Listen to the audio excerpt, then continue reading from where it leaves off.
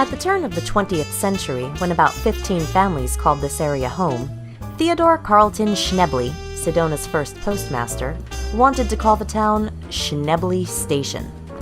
Thankfully, the Postmaster General told him it had too many letters for the postmark, so Theodore took his brother's advice and called the town Sedona, after his wife. To get a quick overview of the city, we took an hour-long trolley tour through the western canyons. It was nothing we couldn't have figured out on our own, but it was fun being driven in an open-air trolley, and our guide was quite knowledgeable. Being as beautiful as it is, Hollywood has been using Sedona as a filming location for almost as long as it's been making movies. Walt Disney even used it as a blueprint for Big Thunder Mountain.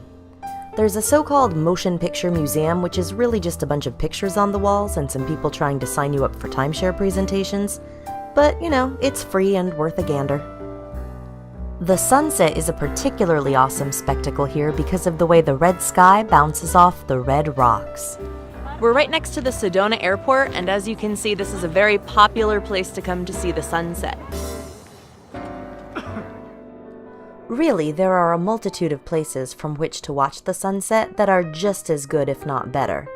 But the other places aren't near the Sedona Airport restaurant, which had great food, happy hour specials, and an all-you-can-eat crab night, not to mention that awesome view of the sunset. The next day, we traveled about half an hour out of town to visit Montezuma Castle. It has nothing to do with Montezuma, but some mistaken people long ago thought he was connected to it, and the name stuck. Montezuma's castle right outside of Sedona, Arizona has some of the best preserved cliff dwellings in all of North America. This awesome dwelling right above me housed about 30 people, and it's about 90% original. In the 90s, they did have to replaster it, but it still looks pretty good. You were actually allowed to go up into the cliff dwelling until the 1950s, but now, of course, safety reasons, preservation, blah, blah, blah, can't go in anymore. But it's really worth coming to see. The main allure of the spot was, of course, the fresh water running nearby. The castle was built by the Sinagua tribe in the 1300s, and there are many other simpler cliff dwellings built right near it. For reasons which remain unknown, in the 1400s the tribes vanished and abandoned these and other similar dwellings in the area, such as those at nearby Montezuma Well.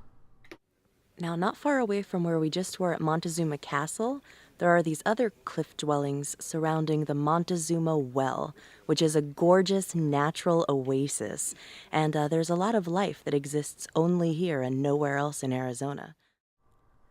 But I misspoke. There's life that exists there and nowhere else in the world. That makes it extra cool. Now, there is a small fee to get into the Montezuma Castle, but it's totally free to visit Montezuma Well. And though I loved both, I actually liked the well better because it was just more peaceful. Everywhere you go in Sedona, you'll see various Jeep tours, and you assume it's because they take you off-roading on rough terrain. Well, some of them do that, but we asked for the archaeological tour, and, well, this is what we got. About 10 minutes on a paved road that we could have done by car.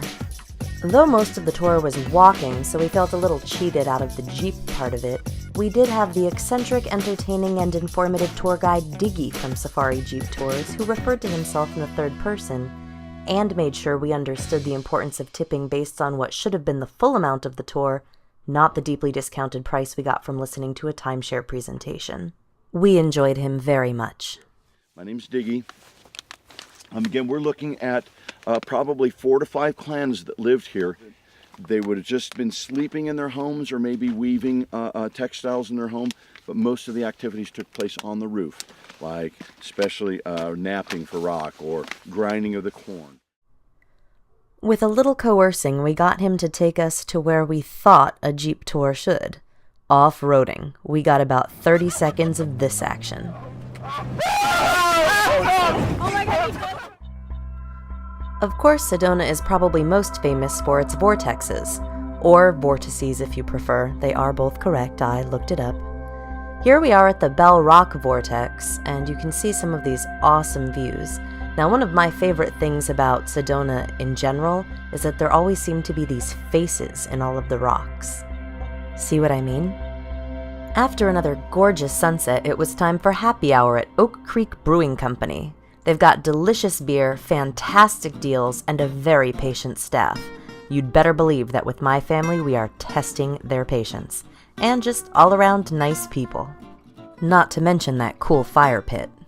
The next morning we went to the Airport Mesa Vortex, which is probably the easiest one to just park and walk right on up to. For whatever reason, I felt the most peaceful at this one, but there is a lot of airplane noise. My father's favorite hike was Cathedral Rock Vortex. Beth, this is the best climb ever. It afforded a great view of the Chapel of the Holy Cross, and just pretty much wound up the side of the rock until it was really literally going pretty much straight up to the tippy top.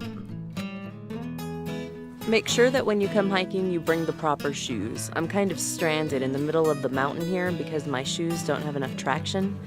So Jaime and my sister went all the way up, and I'm here with my parents just enjoying the view, but I can't quite get to the other side of it to see what's up there. Which, of course, they said was like the most amazing thing ever. Yeah, well, I guess there's always next time. For our last hike, we decided to do the Doe Mountain Trail, which is a relatively easy series of switchbacks that take you to the top of this mountain. And up at the top, it's completely level and looks like God's personal rooftop garden. Add to that the amazing 360 that you get of all the red rock formations all over Sedona. It was an astounding view. So we've made it to the top of the hike, and I've got to say that I think this is the perfect way to end our trip to Sedona. I'm really sad to be going home, but this is such a peaceful and amazing place. Plus, this hike wasn't too strenuous, so you didn't really tire yourself out. I love it here. But it's not all perfect. Alright, so here's one of the things that kind of stinks about Sedona and a lot of these really beautiful places. People with money just move in and they take over this gorgeous scenery. So right here where there should be nothing but beautiful red rock and gorgeous mountains, they're building an ugly private community. So soon when we come up here to look out, part of our view is going to be marred by homes. Yeah, I know people need places to live, but not 6 inches outside of the national park boundary, that's all I'm saying.